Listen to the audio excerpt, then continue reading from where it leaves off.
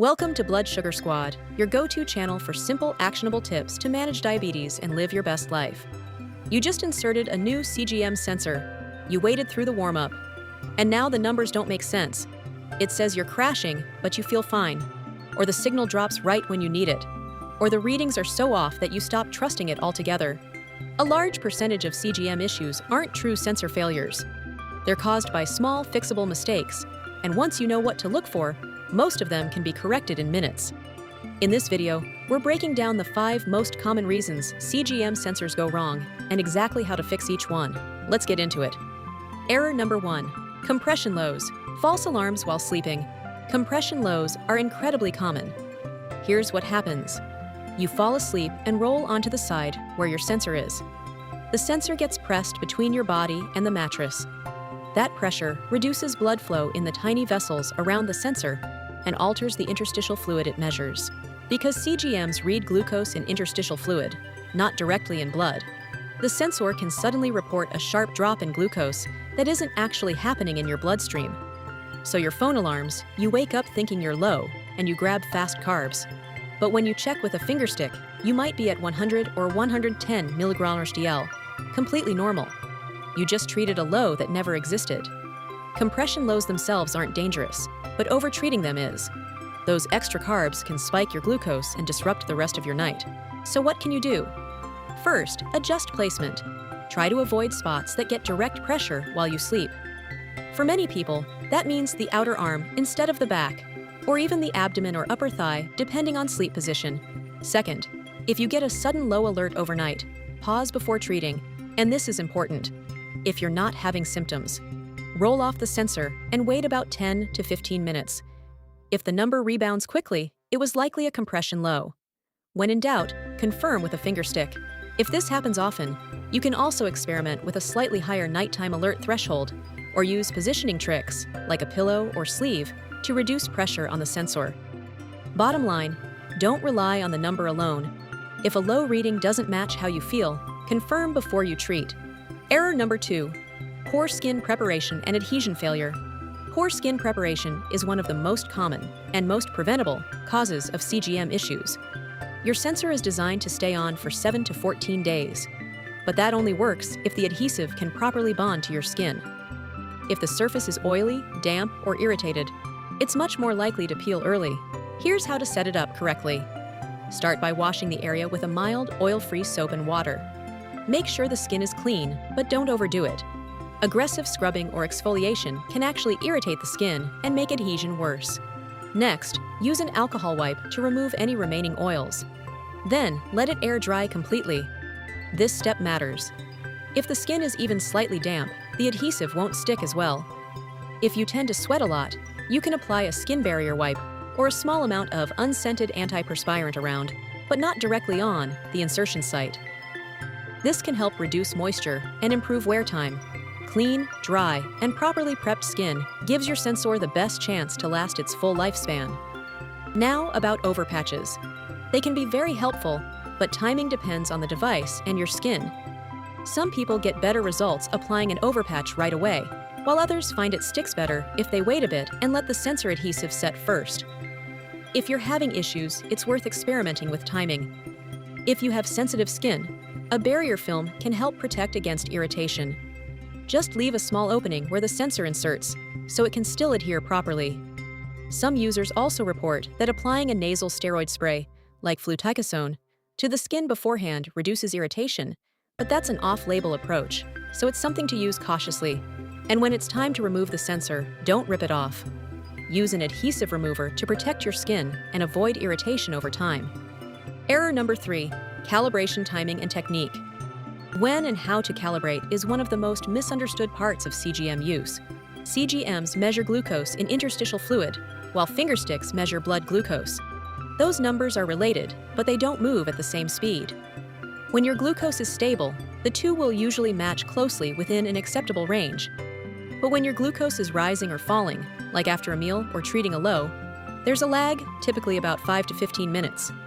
If you calibrate during that lag, you're teaching the sensor the wrong relationship, and that can throw off your readings even after things stabilize.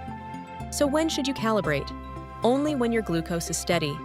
When your trend arrow is flat, you haven't eaten or taken insulin recently, and you're not feeling the symptoms of a rapid high or low. If your system requires calibration, like some older Medtronic CGM systems, follow the recommended schedule. Don't skip them, but don't overdo it either. More calibrations can actually reduce accuracy. For newer systems like Dexcom G7 or FreeStyle Libre 3, calibration isn't required. But if something feels off, you can still calibrate, just make sure your glucose is stable first. One more tip. If your CGM is way off, say 50 points or more, don't expect one calibration to fix it. Enter the calibration, wait about 15 minutes, then check again. It may take a second adjustment. The bottom line is this: calibrate when your glucose is flat, not when it's moving. And remember, a 10 to 20% difference between CGM and fingerstick is completely normal. Error number 4, ignoring external factors. Some users forget that a CGM doesn't live in a lab. It lives in the real world where temperature, altitude, hydration, and even medications can affect its accuracy. Let's start with temperature. Most CGM sensors are designed to work within a range of about 50 to 104 degrees Fahrenheit. Outside that range, accuracy can suffer. Heat can push readings higher or lower than they should be, while cold can slow the sensor's chemistry and delay readings. If you're exercising in the heat or spending a day at the beach, keep that in mind. If something feels off, confirm with a fingerstick. Altitude is another factor. At higher elevations, lower oxygen levels can affect sensor performance. If you're heading to the mountains, give your CGM about a day to adjust, and check more frequently during that time. Dehydration is one of the most overlooked issues. Interstitial fluid is mostly water, and when you're dehydrated, that fluid becomes more concentrated. That can lead your CGM to read higher than your actual blood glucose. Staying hydrated isn't just good for your health, it helps your CGM stay accurate. A simple guideline is to drink enough so your urine stays pale yellow, and increase that if you're active or in hot conditions. Medications can also interfere. High doses of acetaminophen, the active ingredient in Tylenol, have been known to cause falsely high readings on some older CGMs. Newer systems are better at filtering this out, but it's still something to watch.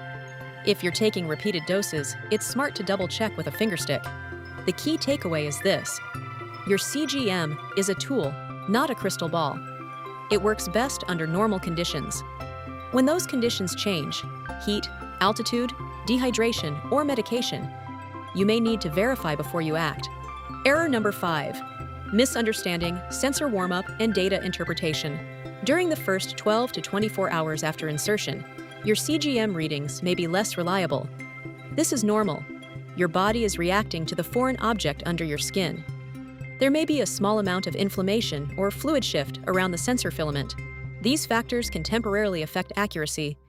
Many experienced users plan around this. They insert a new sensor in the morning, so any first-day inconsistency happens while they're awake and not overnight when a false low could wake them up.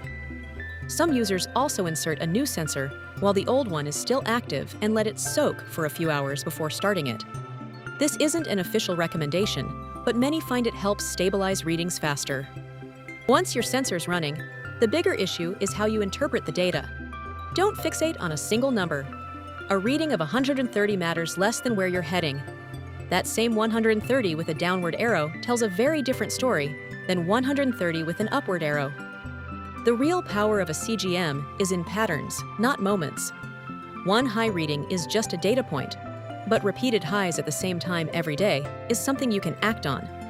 If your readings don't match how you feel, trust your body and verify with a fingerstick. CGMs measure interstitial fluid, and during rapid changes, there can still be a lag. And remember, no CGM is perfect. Most modern sensors have a mean absolute relative difference, or MARD, of about 9 to 10%.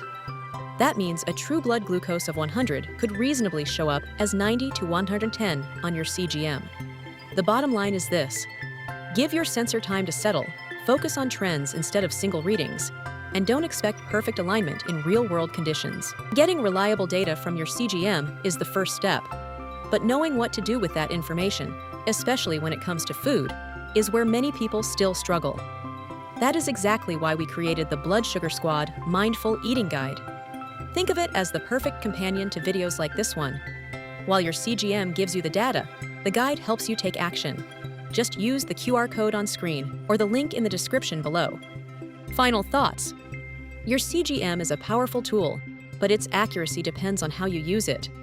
Most issues come down to a few common, fixable mistakes. Compression lows can trigger false alarms. Adjust placement and confirm before treating. Poor skin prep leads to early failures. Start with clean, dry skin. Bad calibration throws off readings. Only calibrate when glucose is stable. External factors like heat, altitude, and dehydration can skew results. Stay aware and verify when needed. And early sensor readings or misreading trends can cause confusion. Give it time and focus on patterns, not single numbers. Here's the key rule. If the numbers don't match how you feel, check with a finger stick. Your CGM is a guide, not a replacement for your judgment. When used correctly, it becomes one of the most effective tools you have for managing diabetes. What are your thoughts? Comment below, and please share this video with someone who needs it. Until next time, stay strong, stay sweet, but not too sweet, and keep thriving with the Blood Sugar Squad.